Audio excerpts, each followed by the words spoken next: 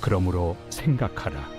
너희는 그때 육체로는 이방인이요 손으로 육체에 행한 할례를 받은 무리라 칭하는 자들로부터 할례를 받지 않은 무리라 칭함을 받는 자들이라.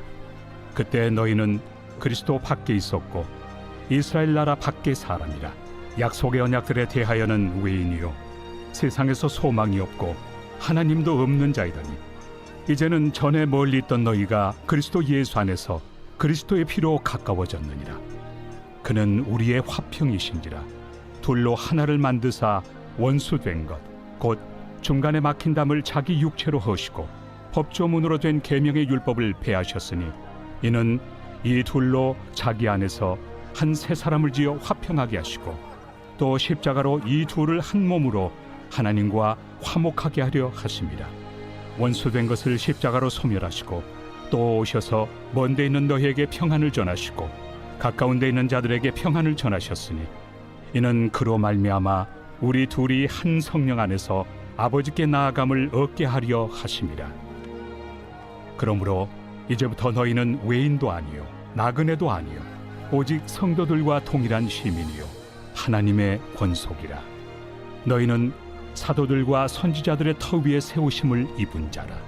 그리스도 예수께서 친히 모퉁이 돌이 되셨느니라. 그의 안에서 건물마다 서로 연결하여 주 안에서 성전이 되어가고 너희도 성령 안에서 하나님이 거하실 초소가 되기 위하여 그리스도 예수 안에서 함께 지어져 가느니라. 안녕하십니까 사랑하는 근수 가족 여러분, 8월 21일 목요일 근수 매일 말씀 시작하겠습니다. 오늘 본문은 에베소서 2장 11절부터 22절까지 말씀입니다.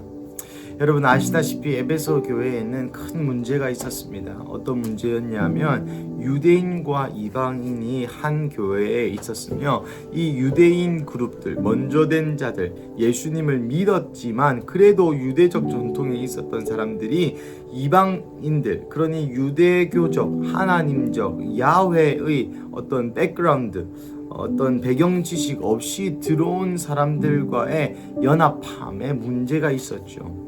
그래서 유대인들이 이 이방인들에게 율법주의를 가지고 와서 우리와 함께 너네도 할례 받아야 하고 우리와 함께 이런 율법의 전통을 지켜야 하고 우리와 함께 이 미시나를 지켜야 한다. 이 법칙들을, 원칙들을 지켜야 한다. 이것이 유대교요, 이것이 기독교요, 이것이 유대인들의 전통이다.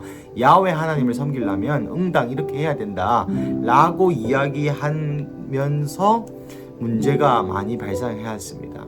이방인들 입장에선 바울 선생님이 우리에게 가르쳐 준 것은 이렇게 율법으로, 이렇게 어떤 행위로 어떻게 이런 규범들을 지킴으로써 구원에 이른다고 가르침 받지 않았다. 우리가 받아들인 구원은, 우리가 바울 선생님께로부터 보고 들은 그 구원은 예수 그리스도를 믿음으로 구원에 이르는 것이지 이런 전통을 따름으로 구원에 이르는 것이 아니다 라는 반발심이, 또 이것은 또 우리의 전통을 무시하는 일이다 라며 두 그룹 간에 연결되지 못하는 그러한 문제점이 있었습니다. 그래서 바울이 에베소서를 기록하였고 또 2장은 그 지점을 바울이 이야기하며 예수 그리스도의 십자가로 우리와 하나님이 화목된 것뿐만 아니라 서로 교회 안에서도 서로 연결될, 교회 안에서도 서로 연결되는 성전으로 만들기 위하여 예수 그리스도께서 돌아가셨다라는 것을 바울 선생님께서 말씀하고 있죠. 오늘 1절부터 15절까지에는 제가 말씀드린 바처럼 이전에는 너희가 이방인이고 또 할례 받지 않은 무리고, 할례는 언약이라고 말씀드렸습니다. 이 언약에서 떨어져 나간 백성들, 외인, 밖에 있는 사람, 구원에 속하지 않은 사람들이었다. 약속의 언약들에 대해서 외인이었다라고 이야기하며 계속 그런 얘기를 하죠. 하지만 13절부터 전환이 일어납니다. 예수 그리스도 안에서 그리스도의 피로, 예수님의 보혈의 능력으로 우리의 화평이 되었다. 우리가 예수 그리스도의 육체의 돌아가심을 통하여 우리의 모든 육체의 죄, 또 영적인 죄를 담당하셨고, 그로 말미암아 15절 율법을 폐하시고 이는 둘로 자기 안에서 한 세 사람을 지어, 여기서 나오는 둘이 누굽니까?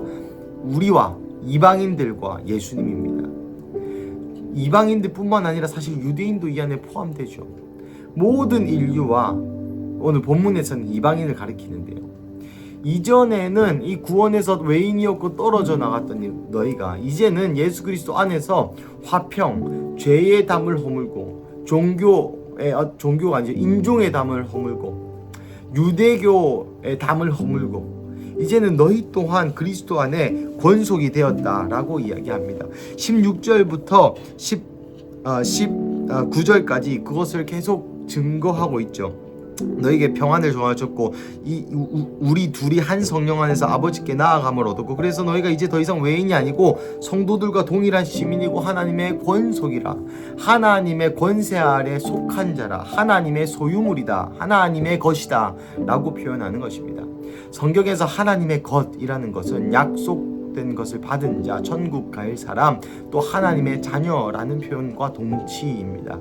고로 이제 이방인들도 너희가 어떤 율법, 할례 이런 것 때문에 이 권속 하나님의 아들이 된 것이 아니라 너희 또한 믿음으로 아니 예수 그리스도의 보혈의 역사로 말미암아 그렇게 된 거다라고 바울이 이 글을 쓰면서 어떤 의도를 가지고 있었겠습니까? 이방인들에게는 자존감이 이렇게 여러분 그렇지 않겠습니까? 유대인들이 계속 야 너희 이렇게 해야 돼 저렇게 해야 돼 너희 못 배웠잖아 너희는 잘 모르잖아 우리는 2000년 넘게 야훼 하나님을 섬기고 있는데 너희 모르니까 와서 배워. 그래서 배우는데 한켠에는 찝찝한 겁니다. 예수 그리스도의 부활의 능력, 예수 그리스도의 피의 보혈 이것 때문에 내가 예수 믿었는데 이 전통을 지키는 게 맞나? 하기 싫다고 얘기하면 또 유대교 사람들이 와서 또 잔소리를 하고 그러면 정체성이 쪼그라들지 않겠습니까?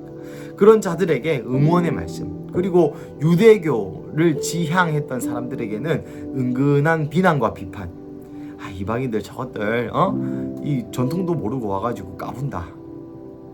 이런 미개한 전통을 와서 이제 유대교적 전통을 배워야지 라고 은근 비난했던 그 사람들에게는 아니다. 예수 그리스도의 복음을 다시 한번 강조함을 통하여 우리가 이 헛짓거리 하는 거 이거 안 해도 되도록 예수께서 돌아가셨는데 우리 지금 뭐 하는 짓인가?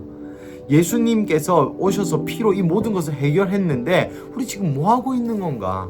라는 경종을 울리는 이 두 그룹 모두에게 한 그룹에게는 응원과 지지를 한 그룹에게는 회개할 수 있는 기회를 주고 있는 것이죠. 20절부터 21절까지 사실 에베소서 전체의 본문의 결론이자 바울의 기록 목적이기도 합니다. 사도들과 선지자의 터 위에 세우심을 입은 자라 유대교 전통을 가졌던지 이방인이던지 예수 그리스도께서 우리의 모퉁이돌, 기초돌, 건축의 중심돌, 건축의 기본이 되어주셨다. 이전에는 너희가 율법이라는 기본 위에 교회를 세웠다면 이제는 예수 그리스도 위에 교회를 세워야 된다. 그 위에서 건물마다 서로 연결하고 주 안에서 성전이 되어간다. 예수 그리스도라는 전통을 놓지 않으면 너희가 성전이 될 수 없다는 증빙이기도 하겠죠. 그래 고로 예수 그리스도의 기초를 놓은 교회가 되어라. 율법이 아니라 행위가 아니라 유대교적 전통이 아니라 예수 그리스도 위에 세운 교회. 또 이 말은 예수 그리스도가 이것을 위하여 돌아가셨다라는 말도 됩니다.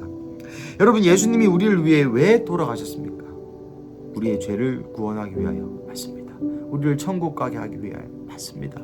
우리의 모든 인생의 죄의 문제를 해결하기 위하여 맞습니다.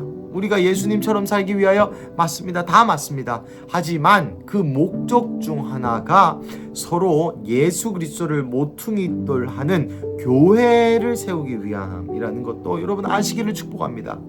그래서 우리가 예수 그리스도의 기초 위에 서야 되는 것입니다.